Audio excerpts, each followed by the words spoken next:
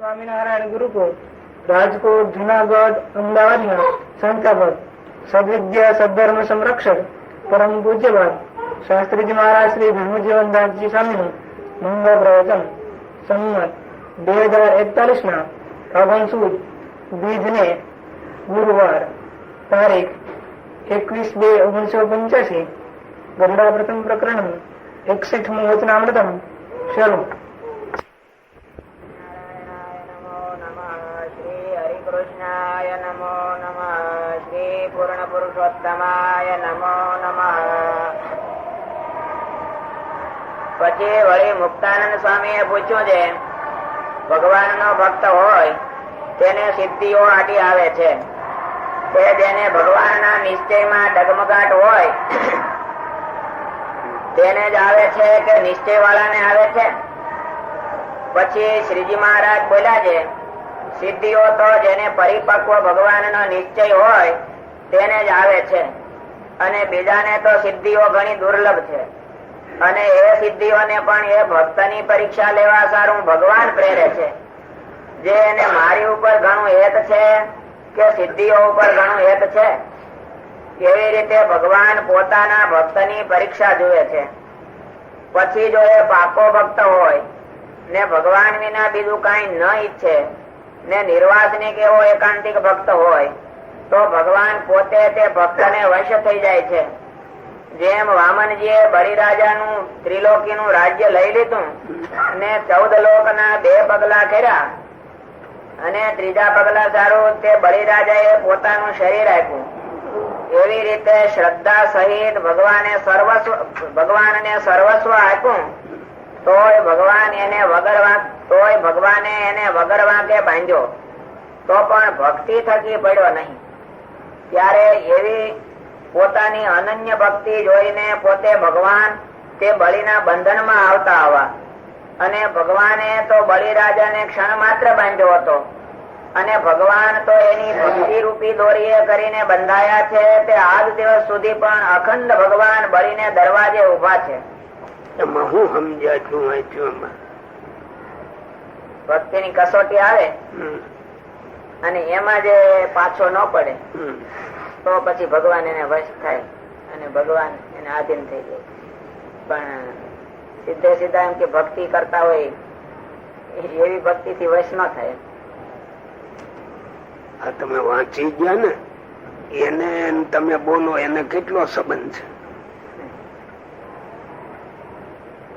સિદ્ધિઓ નો પેલા તો વાત કરી સિદ્ધિઓ આવી. સિદ્ધિઓ કોને આવે છે? ભગવાન ના પાકો નિશ્ચય હોય એને સિદ્ધિઓ આવે કે કાચો નિશ્ચય હોય એને સિદ્ધિઓ આવે? એટલે મહારાજ કે કાચા ને તો આવતી નથી, જેને પરિપક્વ નિશ્ચય હોય એને સિદ્ધિઓ આવે. અને એ પણ ભગવાન એની પરીક્ષા કરવા માટે મોકલે છે કે એને વધારે ક્યાં હેત છે, મારામાં હેત છે કે નહીં, એમ કસોટી કરે. દ્રષ્ટાંત બલિરાજાનું દીધું કે બલિરાજાની કસોટી કરી અને એમાં પારંગત ઉતરી ગયા, પછી ભગવાન એને વશ થયા. શું કહ્યું મનુભાઈ? ત્રિલોકી નું રાજ, બલિરાજા તો રાજ હતા, રાજા ના તો બ્રાહ્મણ સ્વરૂપ આવ્યા. 3 લોક નું રાજ હતું. 2 પગલામાં તો આખું ભરી લીધું, આટલું 14 બ્રહ્માંડ. છેલ્લું પગલું પોતાના માથા પર મુકાવ્યું, છતાં વગર વાંકે મારે જેટલું એની પરીક્ષા કરી છતાં એને અભાવ ન આવ્યો. આપણે વગર વાંકે આવે તો પેલા આટલી સમૃદ્ધિ હોય અને એને મન ન રહે કેમ બને?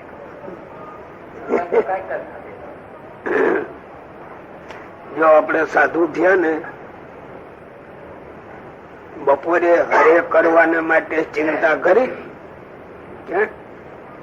કોઈ ની ચિંતા હોય બતાવજો કે બપોરે હરે ક્યાં કરશું.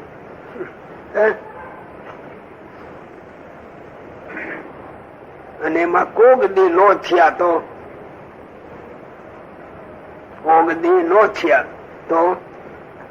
મુંજાય, મન મુંજાય થયું. પછી સમજણ ક્યાં ગઈ?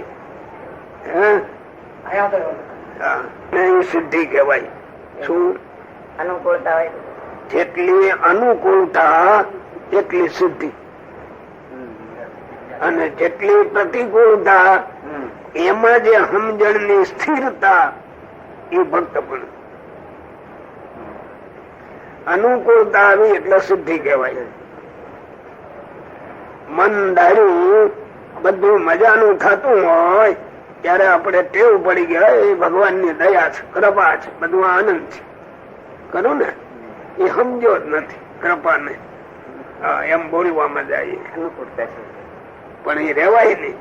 આનંદ છે આપણને. સગવડતા મળે ને એટલે બહુ આનંદ આવી જાય. અગવડતામાં હરખું રહેવું જોઈએ. એ પરીક્ષા. જો આપણને નાનામાં નાનું લખ્યું ગોદડી હોય તો ઓછી કે મૂકી રાખવી પણ ઓઢવી નહીં. અમારા ધર્મમાં ગોદડી હોય તો ઓછી કે મૂકી રાખ.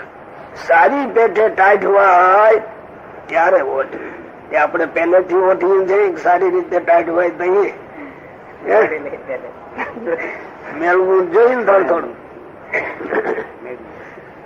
કે આગળથી સગવડ કરી રાખીએ. ઝીણી ઝીણી બાબતમાં ધ્યાન દો ને તો બધું આમાંથી મળતું આવે આપણને, આપણા માર્ગ ને અનુસરતું. જો અત્યારે બીજું કેવું નથી કઈ પણ અમથી વાત કરું. આ બધું આપણે ગોઠવાઈ ગયું કેવાય.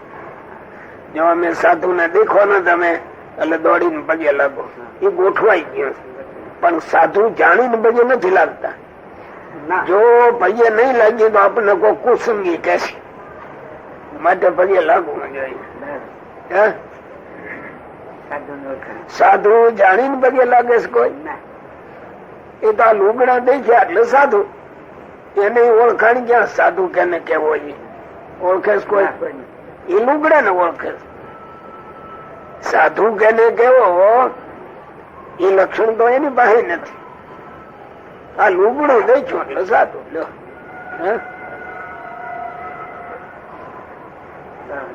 પછી ગોઠવાઈ જાય. એમાં આચાર્ય મહારાજ આવે એટલે તમે બધા ગાંડા. અરે આવો લાભ નહીં મળે, મંડે ઠલવવા લ્યો માલી પાછી. ખરું કે નહીં? સમજીને ઠલવે,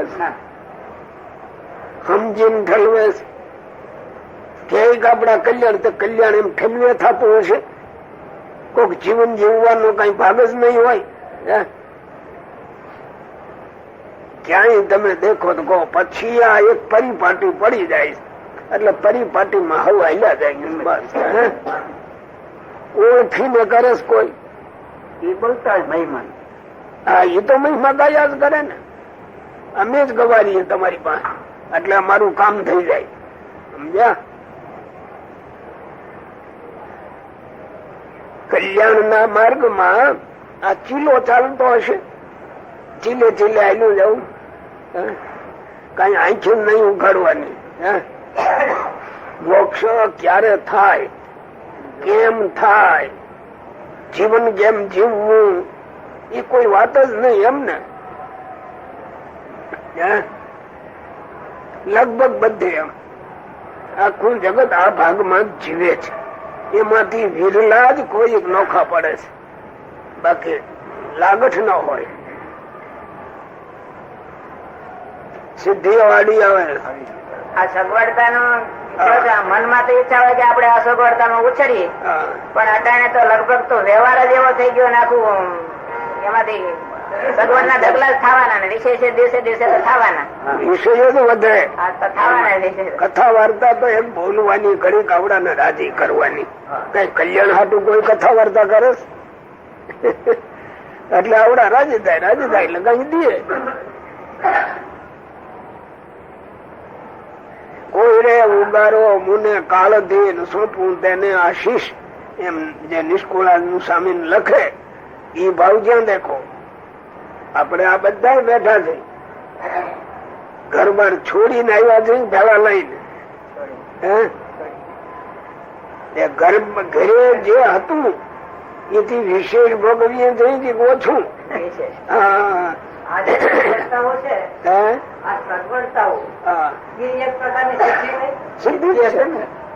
મયા પછી ન ભોગવવું એમ જો ગુણાત્મા સ્વામી વાતોમાં લખ્યું. મળ્યું અને ભોગવવું નહીં, એનું નામ જ ત્યાગ. પણ ગ્રહણ કરવા માંડી ગયો એટલે ખોવાઈ ગયો. આમાં કઈ જવાબદારી નથી જાણ્યો કલ્યાણ ની. હશે કઈ જવાબદારી? ગોઠવાઈ ગયો. આમ કરે એટલે કલ્યાણ થશે. અને એક લેખ નાખી દે અને એમાં લખે કે મારા બાપા ના કલ્યાણ હાટું આ કર્યું, એટલે એ માની લે મારા બાપા નું કલ્યાણ થઈ ગયું. અને એની કીર્તિ વધે ઓલો લેખ મૂકે એટલે કલ્યાણ એમ થઈ જતું હશે પૈસેથી. એમને જ્યાદા પૈસા વાપરે તો મોટું કલ્યાણ થાય, થોડા પૈસા વાપરે તો નાનું કલ્યાણ થાય. એમ થાય ને? એમ જ પરિપાટી. હા બોલો શું આવ્યું? અને બળીરાજાની દ્રષ્ટિ થકી પરમાત્ર પણ ભગવાન છેટે થતા નથી. ક્યારે નશાથી ન થયા બળીરાજાની કસોટી લીધી બરાબર, પણ કેટલી કસોટી? એ માયલી આપણી શી? એ માયલી આપણી કસોટી શી? એ થોડું ધ્યાન તો દેવું જોઈએ ને. આમાં જરાક ધાર્યું ન થાય તો મોટું કેવું થઈ જાય? ત્યાં કસોટી ની દેવળી વાત જ ક્યાં કરવી? અને આવડા લાડવા આપણને ખવારે ખૂબ, એટલે આપણે આપણો મહિમા જાણીને જો અમને હારા જાણીને જમાડવા આવે છો એટલે અમે હારા થઈ ગયા. આ સિદ્ધિઓ આડી આવી ને, સિદ્ધિઓ ને ઈચ્છતા નથી. આપણે ઈચ્છીએ છીએ કે નથી ઈચ્છતા? મેળ મેળવો. બોલો હાલો આગળ.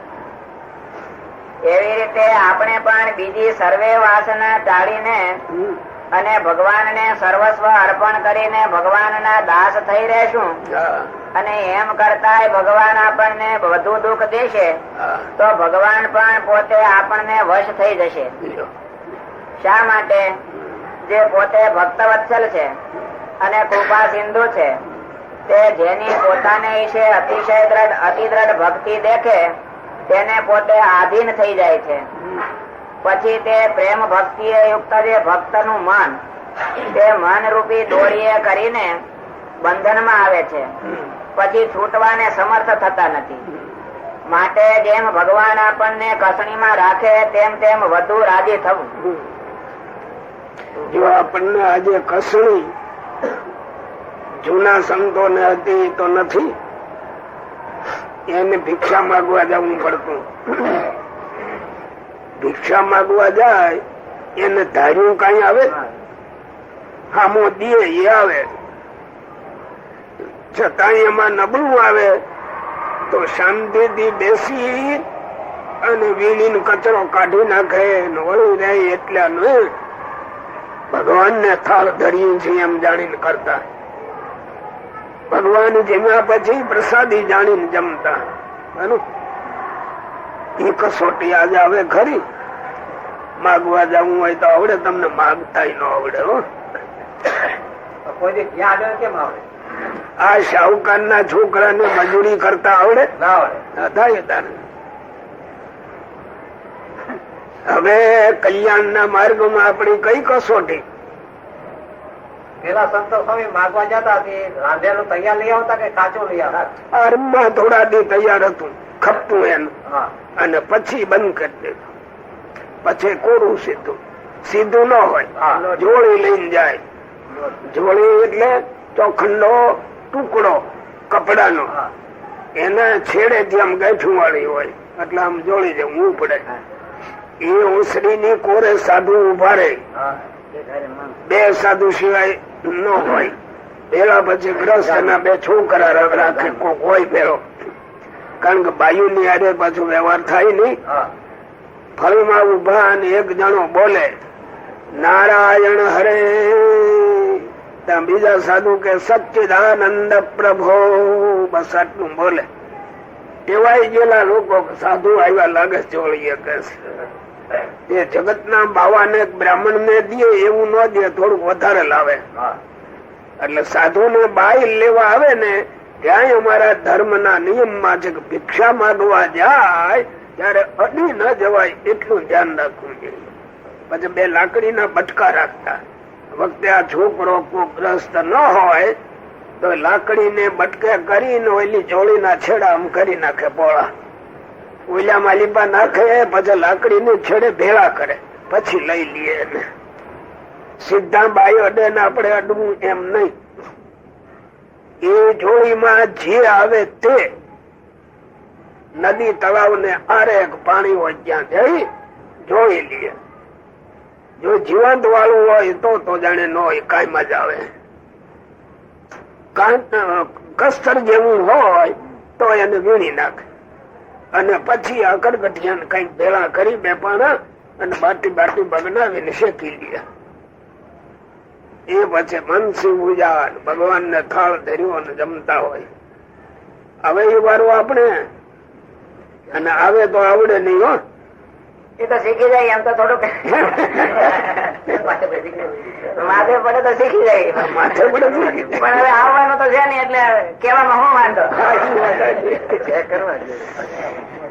પણ એવા સાધુ એ આ સત્સંગ થાક્યો છે. જાહુ જલાલી વાળા સાધુ એ સત્સંગ ને રક્ષણ કરવું હોય તો એ કરતા નથી. થાપવાની તો બધી વાત રહી. હો હવે વાતો ઘણા ભાગો હોય, ગ્રસ્ત ને બહુ કહેવાય નહી, હવળો અર્થ લેનારા બહુ ઓછા.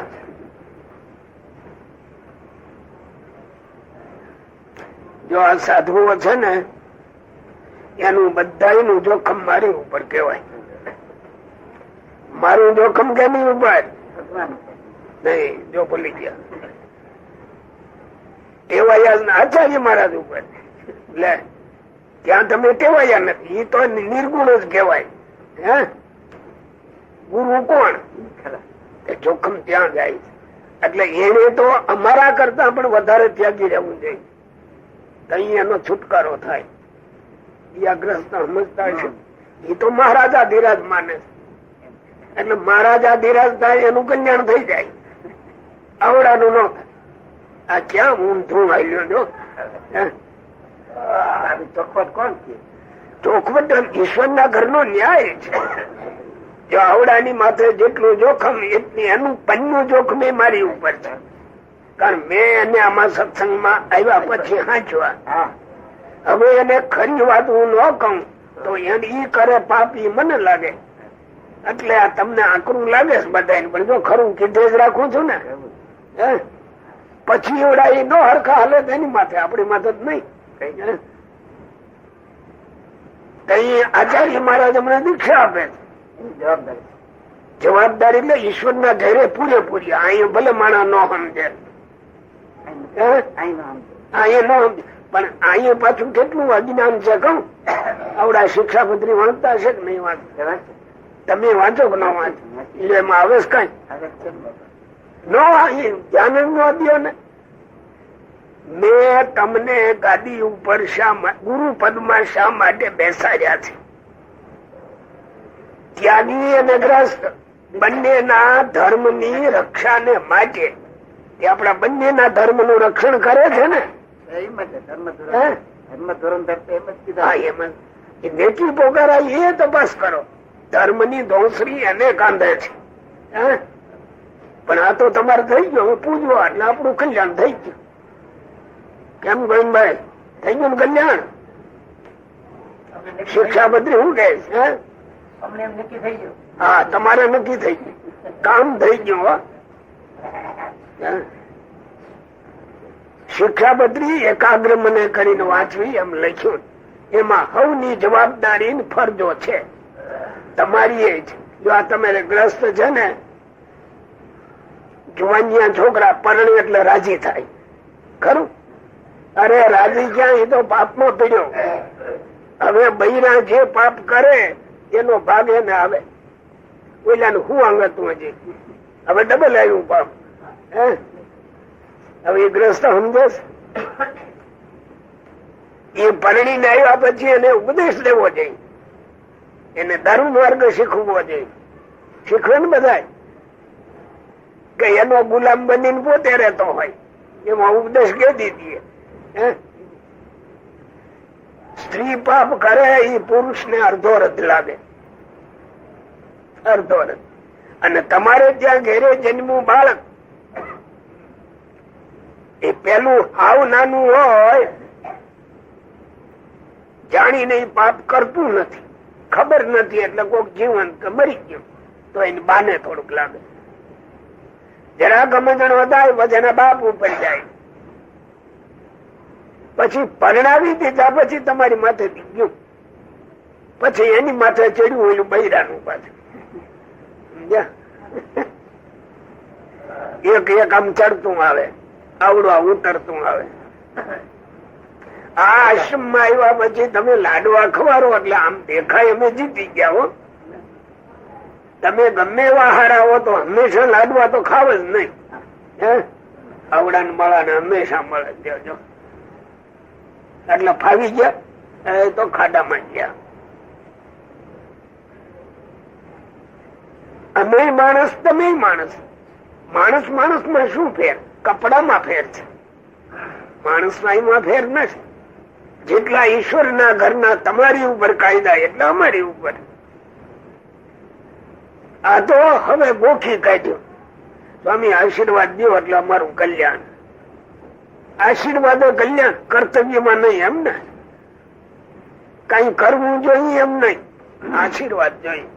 જો મેળ ન ખાય આ વચનાઓ વાંચો, એમાં મહારાજ આ દ્રષ્ટાંતો આપે છે.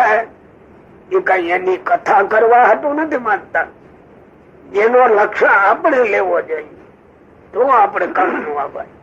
આપણે તો લેવું નહીં, ગોઠવી દીધું બધું. બોલો. માટે જેમ જેમ ભગવાન આપણને કસણીમાં રાખે તેમ તેમ વધુ રાજી થવું જોઈએ. જે ભગવાન જેમ જેમ મને વધુ દુઃખ દેશે તેમ તેમ વધુ મારે વશ થશે અને પરમાત્ર મારાથી છેટે નહીં રહે. એવું સમજીને જેમ જેમ ભગવાન અતિ કસણી દેતા જાય તેમ તેમ અતિ રાજી થવું. પણ કોઈ રીતે દુઃખ દેખીને અથવા દેહના સુખ સારું પાછો પગ ભરવો નહીં. પાછો પગ ભરવો નહીં. ઇતિ વચનામૃતમ. એવી રીતે પ્રથમ પ્રકરણ નું 61મું વચનામૃતમ થયું. આપણે શું દુઃખ આવે? કઈ તો કઈ છે નહીં દુઃખ તો. એ પાછો પગ પાડવાનું ક્યાં રહ્યો? હવે શું દુઃખ? દુઃખ તો કઈ છે નહીં એવું તો કઈ. એ મનનું ન ધાર્યું જોઈએ દુઃખ. વગર કસોટી કેમ થાય? અને આપણા મનના ધાર્યા ગોઠવીને બેઠા હોઈએ ને, આપણે જે માર્ગ લીધો એ માર્ગમાં સ્વામિનારાયણ શું ભલામણ કરી ગયા છે એની ગોઠવણી કરીએ છીએ. વચમાંથી બીજા મનના ધાર્યા હોય એની ગોઠવણી કરીએ છીએ. સ્વામિનારાયણ બતાવી ગયા જે કરવાનું એની ગોઠવણી ઉપર શું આપણે વિચાર કરીએ છીએ. અમારા આશ્રય ત્યાગી એક ગ્રહી એને આમ રહેવું એ લખી ગયા છે. એ ગોઠવણીમાં આપણે શું ગોઠવણી કરી?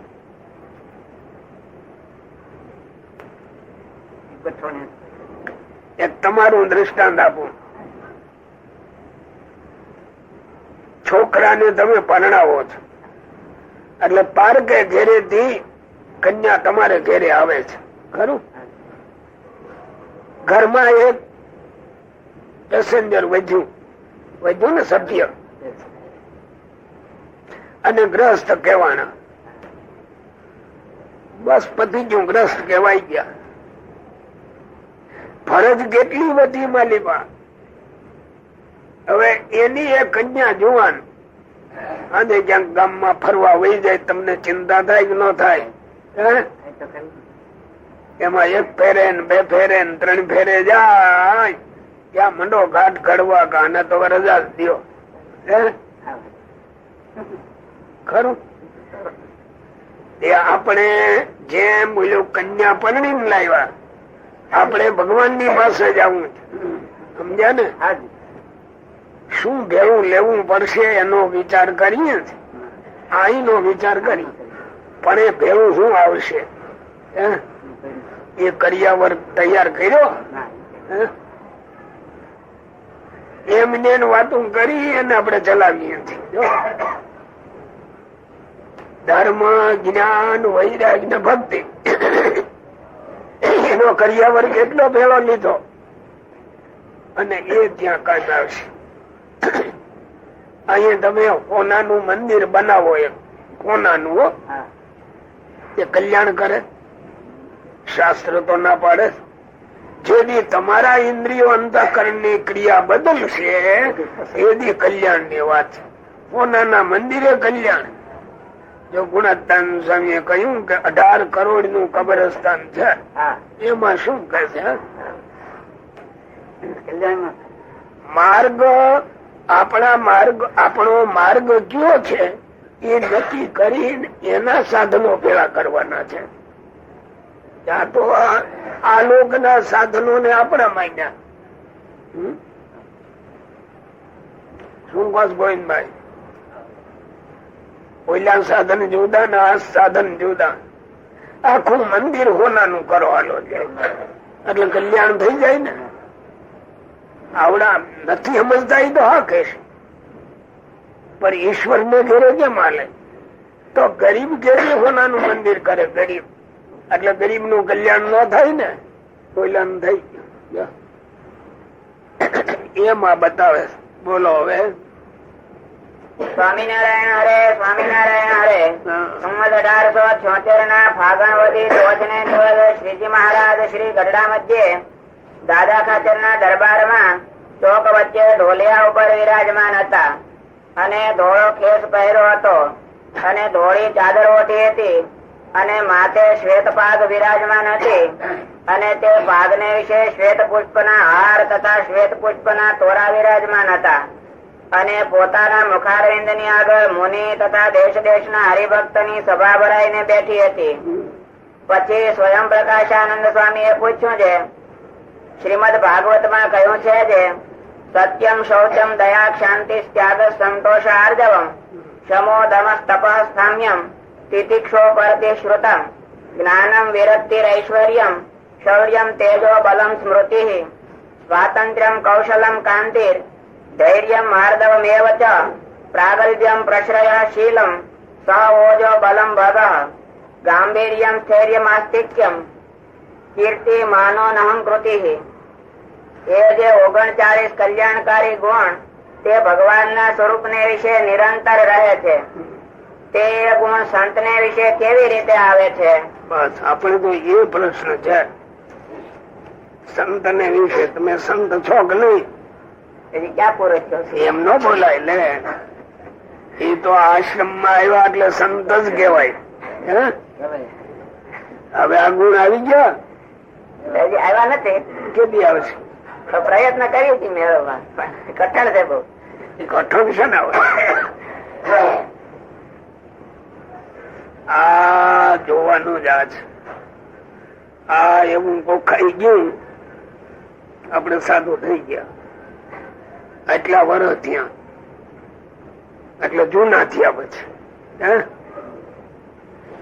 પણ સાધુ હોય એમાં આ ગુણ હોય એટલે એ ગુણ કેટલા આપણામાં આવ્યા? ભલે બધા નો આવ્યા, થોડા પણ મેળવવા જોઈએ. મેળવો છો લક્ષ્મણ? નવરા બેઠા હોય તે મેળવવા જોઈએ. કેટલા લખ્યા? 39. એ ગુણ છે ભગવાન ના. એ આ સાધુ માં આવે, સાથી આવે. બોલો. આમાં લખ્યું છે કે નિશ્ચય હોય લખ્યું એમ નહીં, સાથી આવે. નિશ્ચય હોય ભગવાન. નહીં, તમે ભગવાન રાખો એટલે ગુણ આવે જ ને. હવે જો ગુણ ન આવ્યા તો ભગવાન નથી રાખ્યા, એમ નક્કી કરી રાખવું. એ તો સીધી વાત છે. આ ભગવાન ના કલ્યાણકારી ગુણ એ ભગવાન ની મૂર્તિ ને આધારે જ રહી છે.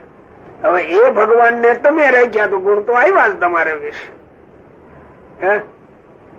આવી ગયા ને? એટલે રાખ્યા નથી એમ. કોણ રાખ્યા નથી? ભગવાન રાખ્યા નથી એટલે ગુણ આવ્યા નથી. હવે સમજી જાઓ.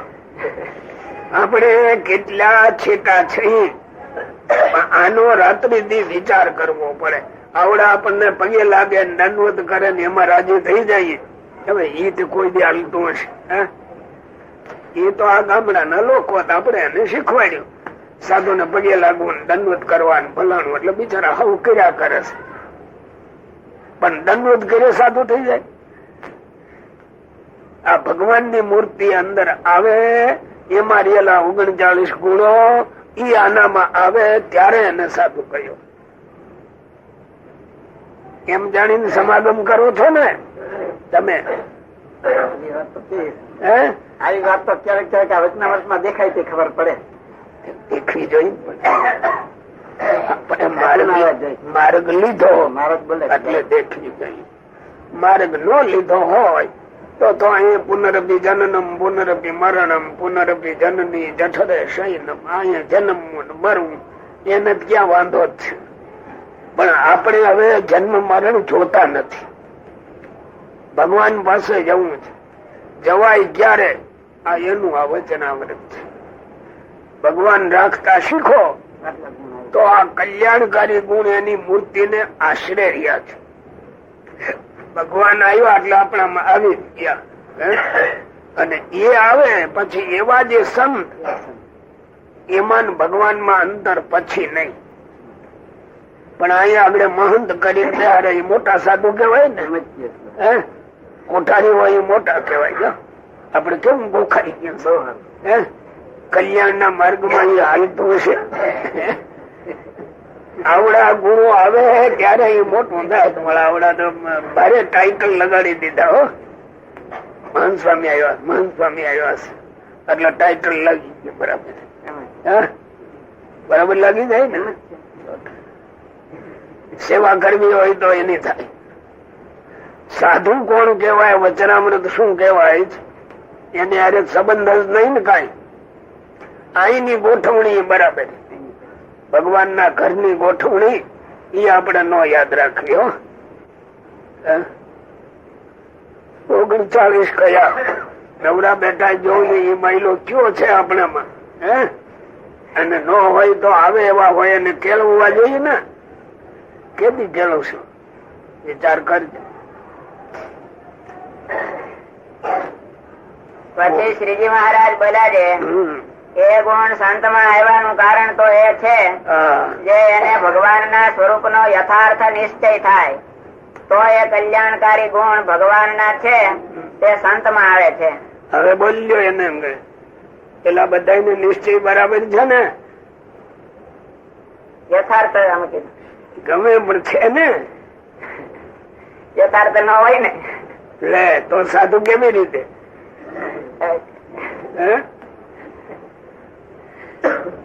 નિશ્ચય છે ને, કોઈ ના નહીં પડે. નિશ્ચય નથી એમ કે છે કોઈ? જો નિશ્ચય છે તો આવડા ગુણ હોય તેમ બરાબર. મેળ તો મેળવવો પડે ને. આ હોય તો આ હોય. લ્યો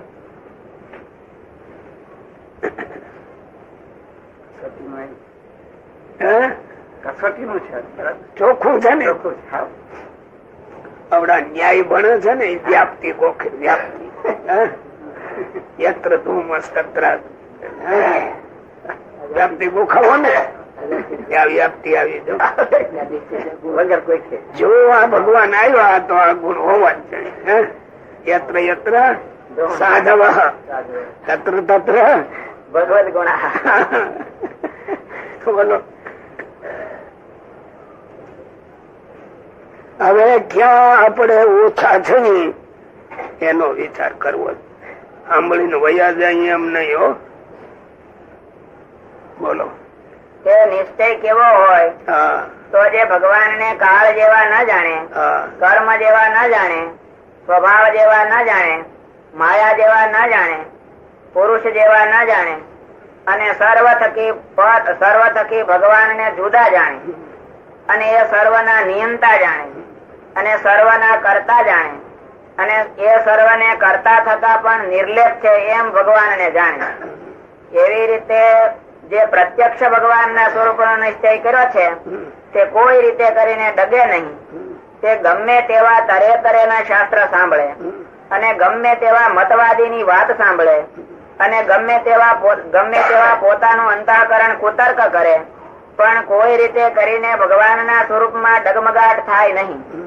એવી જાતનો જેને ભગવાનના સ્વરૂપનો નિશ્ચય હોય તેને ભગવાનનો સંબંધ થયો કહેવાય. સંબંધ થયો કેવાય. ત્યાં લગી સંબંધ નથી. આ નો હોય તો આપણે સંબંધ છે ને બરાબર. આ બધું આવે તો ડગી જાય. મેળવવું જોઈએ ને થોડું. એ ભગવાને આ એવો સુંદર જોગ આપ્યો છે, પણ આપણા પૂર્વના કોક અભાગ્ય હોય ને એ આ જોગ નો ઉપયોગ થવા દેતા નથી. એટલે નબળા માર્ગે ચાલવાની કરી આપી એવી કોઈ સંપ્રદાયમાં નથી. પણ જે અનુકૂળતા કરી આપી એને આપણે દેહ ભાવમાં લઈ જઈએ, આત્મ ભાવમાં નથી લાગતા. વાંધો આટલો છે. એ બધી સગવડતાને આત્માને ખીલવવામાં જોડવી જોઈએ. ત્યાં આપણે દેહ ખીલવવામાં જોડીએ છીએ. આની આ નુકસાની છે. ક્યાંય આવું ન મળે. દુનિયામાં એક માણસ ખોળી આવો કે જિંદગી ભર રોટલાની ચિંતા નહીં. જિંદગી ભર જો તમે ભલે ઝવેરી મોટા ગમે એવા કેવા, બેગની દુકાનમાં જરાક નફો ન આવ્યો ત્યાં ત્રીજદાડે ચિંતા થાય કે ન થાય. છોકરા એલા હું ધ્યાન રાખો, હું કરો, કેમ કરો, મંડો એકદમ કરવા હો માલિપાથી. લાખો રૂપિયા પીડ્યા હોય તો અસંતોષ પેદા થાય. જો આવડાને કોઈ દી અસંતોષ નહીં લે. હાથ દુકાળી પડે તો આને નુકસાની નહીં કઈ. ઈ જો આવડા આ વિચાર કરે ને તો આ ઘણી વાર પણ આપણે ભગવાન ભૂલવા ન જોઈએ. આવું કોણ કેને આપે? ભગવાને આપણને આપ્યું છો. એ કેટલો ઉપકાર મનાઈ જાય.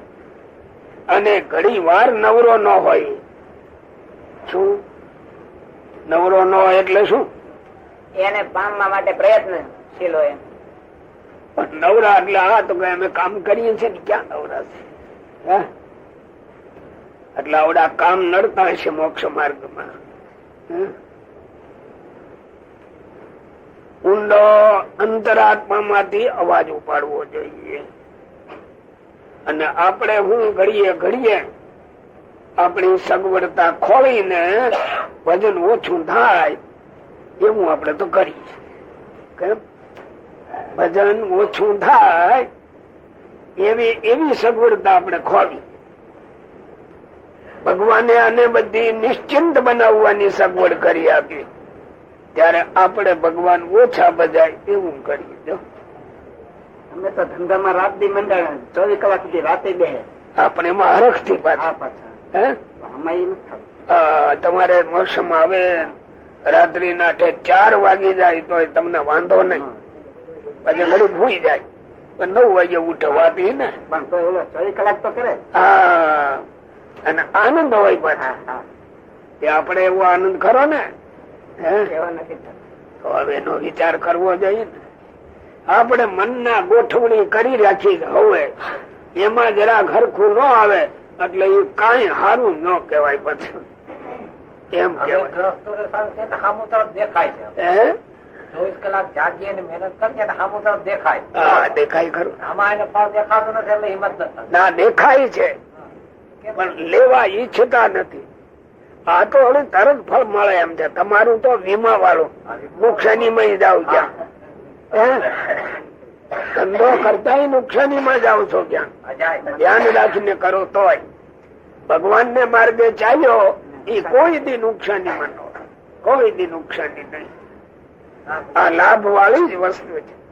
પણ આ ગેમાર હા માયાનો જીવડો થઈને બેસી ગયો દેહ રખો, આને જરા કારહો આવે એટલે આપણને ગમતું નથી. કઈ મનો વિચારમાં ગમતું નથી.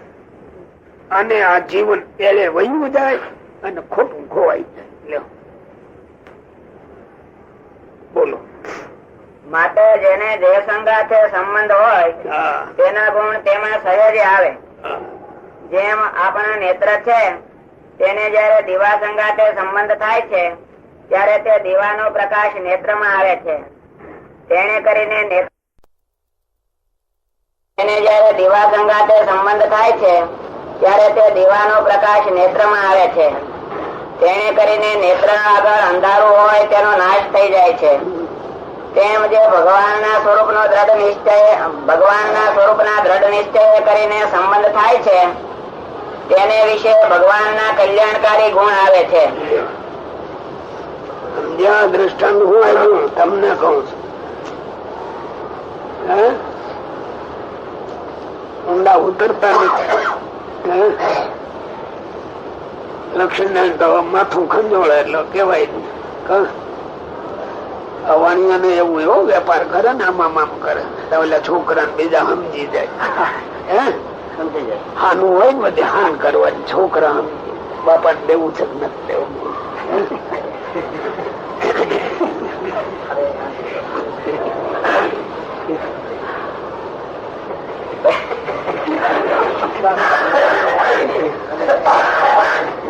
પછી જેમ ભગવાન સર્વ પ્રકારે નિર્બંધ છે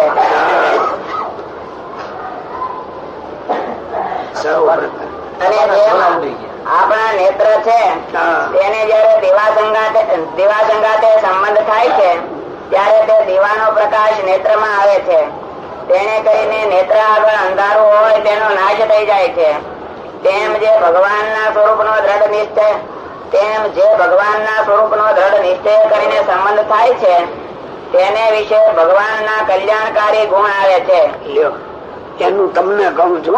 આમને નથી કોઈનો પૂછતો. નેત્ર છે નેત્રમાં જે જોવાની શક્તિ આવે છે એ દીવાના સહકાર થી આવે. દીવાનો સંબંધ થાય એટલે નેત્રમાં જોવાની શક્તિ આવે. એ જ પ્રમાણે ભગવાનનો સંબંધ થાય નિશ્ચય દ્વારા ત્યારે એમાં ભગવાનના કલ્યાણકારી ગુણ આવે. કોણ આવે? ભગવાનના કલ્યાણકારી ગુણ છે. કે આપણે કેટલો નિશ્ચય થયો? જેટલા ગુણ દેખાય એટલા. ગુણ કેટલા આવ્યા? બહુ સરવાળા બાદબાકી માગી જોયું ને. બુદ્ધિ વાળા હોય એને તો કઈક દેખાતું હોય ને. આવું પરથી માપ કાઢવું જોઈએ કે આપણે હજુ કેટલા નીચે થઈ એમ જોતા શીખવું જોઈએ. અને આ આખું બધું તમે વચનામૃત વાંચો. સરવાળે મનુષ્ય માત્ર ને ઉપયોગી છે. ગરીબ માં ગરીબ હોય, તવંગર માં તવંગર હોય, બધા ભગવાન ને મેળવી જ શકે. પણ એ લાંબે કાળે ભૂલાઈ ગયો બધું. ગમે પંથ ના હોય ને એને બધાને લાગુ થાય. એ તો બધા માનવી માત્ર ને માટે ઉપયોગી છે. માનવી કોણ નહીં. પણ એના સાચા ભાવમાં તપાસ કરે ને જો તમે તિલક ચાંદલા કર્યા, મંદિરે જઈ આવ્યા, ધર્માદા દીધા એટલે એમાં અક્ષરધામ મળી ગયું એમ બધા માની લીધું. પણ આવડા કલ્યાણકારી ગુણ આવે ત્યારે ભગવાન આવે છે.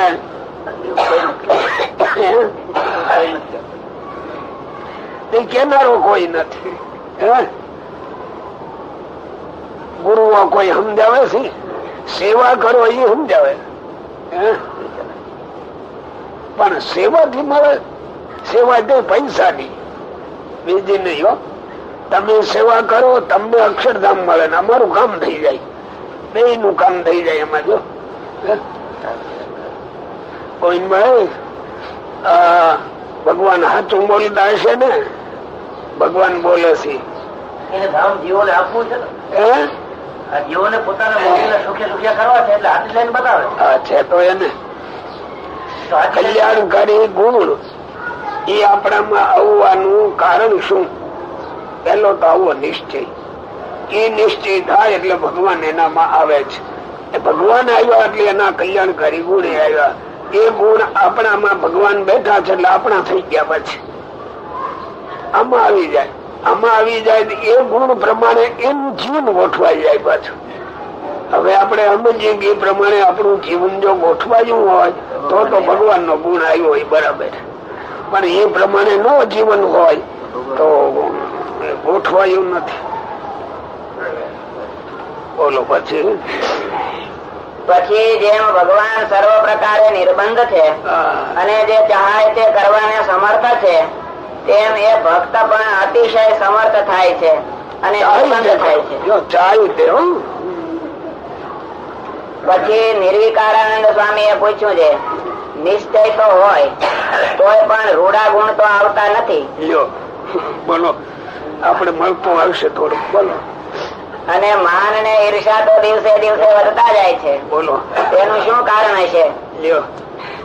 નિશ્ચય છે શું? નિશ્ચય તો હોય તોય પણ રૂડા ગુણ આવતા નથી. અને શું વધે? માન ને ઈર્ષા વધે. હવે તપાસ કરો ત્યાગીમાં શું હોય? બે સિવાય ત્રીજું હોય? આવડાનું પછી આપણા ઘરની વાત છે. એમાં માન આવી જાય ખરું. ઈર્ષા, કોક કઈ કરતો હોય તો એની ઈર્ષા. આ પ્રશ્ન આપણા માટે જ છે. પછી શ્રીજી મહારાજ બોલ્યા છે, ભગવાન પાસે એક અમૃત લાવીએ અને એક સિંગડીયો વચનાગ લાવીએ અને દૂધપાક ને સાકર લાવીએ અને અફીણ લાવીએ અને તે સર્વેને ભગવાનના થાળમાં ધરીએ તો પણ જેનો જેવો ગુણ હોય તેનો તેવો ને તેવો જ રહે, પણ પલટાઈ જાય નહીં. હવે આપણે કેમાં ખમીએ? સિંગડિયા વચનાકમાં, દૂધપાકમાં, કેમાં? આપણા જે ગુણો પાછા બદલ્યા તો નહીં. ભગવાન ના થાળ માં આવ્યા ને આપડે બધા કે નથી આવી ગયા. હા, તો બધું અમૃત થઈ જવું નહીં ને.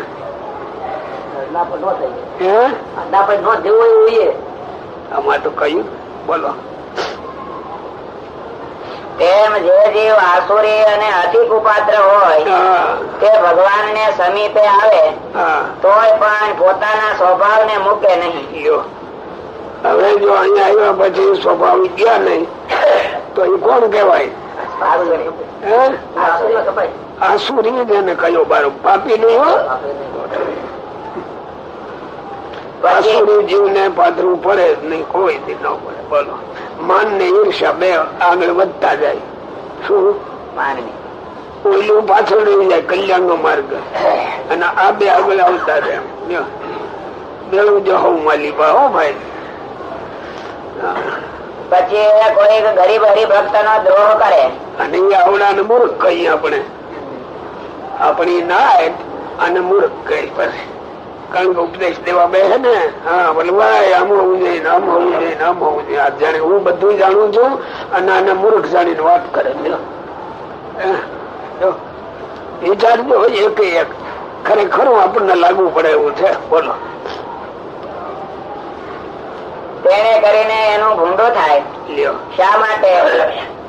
જે ભગવાન સર્વમાં અંતર્યામી રૂપે કરીને રહ્યા છે તે પોતાની ઈચ્છા આવે ત્યાં તેટલી સામર્થ્ય જણાવે છે, માટે તે ભક્તને અપમાને કરીને તે ભગવાનનું અપમાન થાય છે.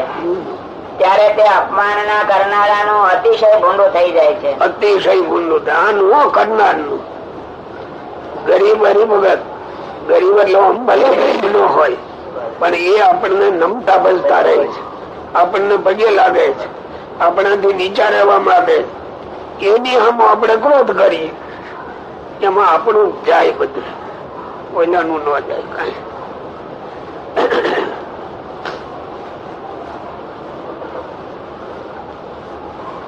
જેમ હિરણ્યકશિપુ હતો તેને ત્રિલોકીને પોતાને વશ કરી રાખી હતી, એવો બળવાન હતો પણ તેને જો પ્રહલાદજી નો દ્રોહ કર્યો તો ભગવાન સ્તંભ માંથી નૃસિંહ રૂપે પ્રગટ થઈને તે હિરણ્યકશિપુ નો નાશ કરી નાખ્યો. એમ વિચારીને ભગવાનના ભક્ત હોય તેને અતિશય ગરીબપણું પકડવું. કેને પકડવું? ભગવાનના ભક્ત હોય. આપણે તો નહીં ને, આપણે થઈ તો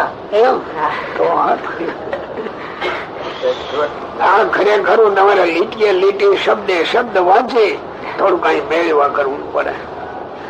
અને આમ તો કહ્યું કે માન ને ઈર્ષા બે વધે. જોઈ લો હવે બે જ દેખાય, તમે ચારે બાજુ જોવો. માન ને ઈર્ષા એ બે વધતા. માટે એમ વિચારીને ભગવાનના ભક્ત હોય તેને અતિશય ગરીબપણું પકડવું, પણ કોઈનું અપમાન કરવું નહીં. કાજે ભગવાન તો ગરીબના અંતરને વિશે પણ વિરાજમાન રહ્યા છે. તે ગરીબના અપમાનના કરતલનું ભૂંડું કરી નાખે છે. એવું જાણીને કોઈ અલ્પજીવને પણ દુખવવો નહીં. અને જો અહંકારને વશ થઈને જેને તેને દુખવતો ફરે તો ગર્વગંજન એવા જે ભગવાન તે અંતર્યામી રૂપે સર્વમાં વ્યાપક છે તે ખમી શકે નહીં. જો આ ભાઈઓ આની પર બેઠા છે, આપણે આની પર બેઠા છે. આ જરાક જોવું આપણે નવા હોય ને, નવા ત્યારે આપણને લાગુ પડે. શું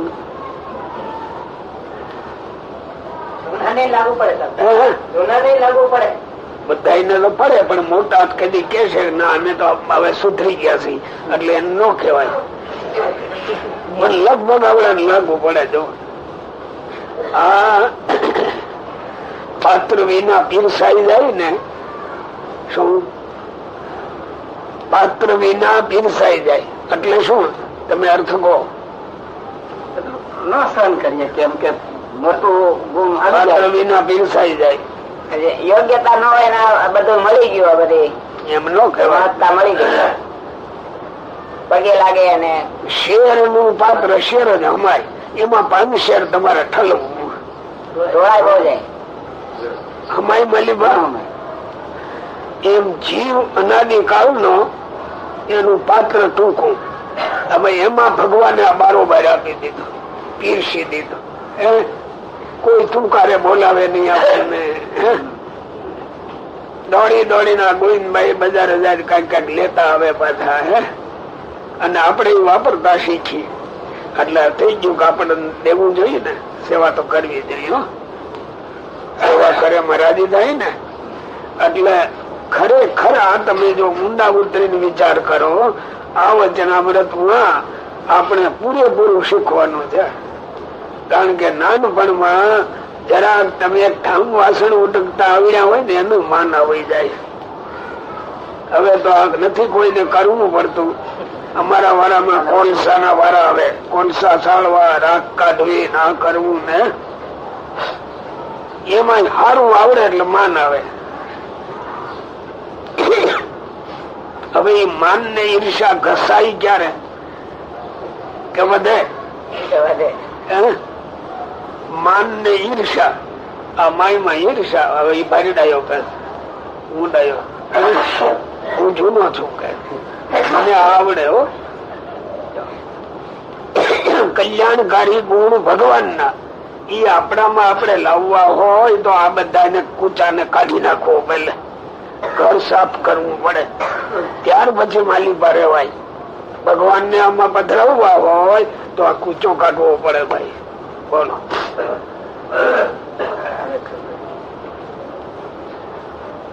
પછી ગમે તે દ્વારે પ્રગટ થઈને એ અભિમાની પુરુષના અભિમાન ને સારી પેઠે નાશ કરે છે.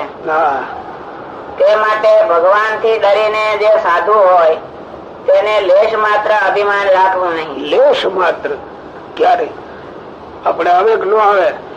આવી તો જતું હોય પછી દેખાતું ન હોય. હા ઠીક. બોલો. પછી અને વિચાર કરતા રહેવું તો કઈ હરખું રહે. અને એક કીડી જેવા જીવને પણ દુખવવો નહીં. એ જ નિર્માની સાધુ નો ધર્મ છે. ઇતિ વચનામૃતમ. એવી રીતે પ્રથમ પ્રકરણ નું 62મું વચનામૃતમ થયું. સ્વામી